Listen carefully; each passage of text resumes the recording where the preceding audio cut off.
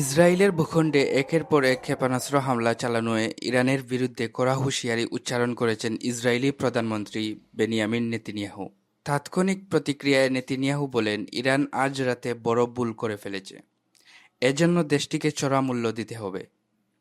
ইসরায়েলের বিরুদ্ধে হুঁশিয়ারি উচ্চারণ করেছেন ইরানের সামরিক বাহিনীর chief of staff major general Mohammad বাগেরি। সতর্ক করে দিয়ে তিনি বলেন, اصابت قرار خواهد گرفت.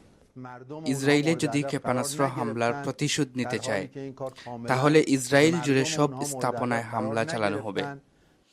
রাষ্ট্রীয় টেলিভিশনে আজ বুধবার মেজর জেনারেল মোহাম্মদ বাগেরি ইসরায়েলকে সতর্ক করে দিয়ে বলেন, আরও তীব্রতার সঙ্গে এটার হামলা পুনরাবৃত্তি ঘটানো হবে এবং সব স্থাপনাকে ইসরায়েলের লক্ষ্যবস্তু বানানো হবে।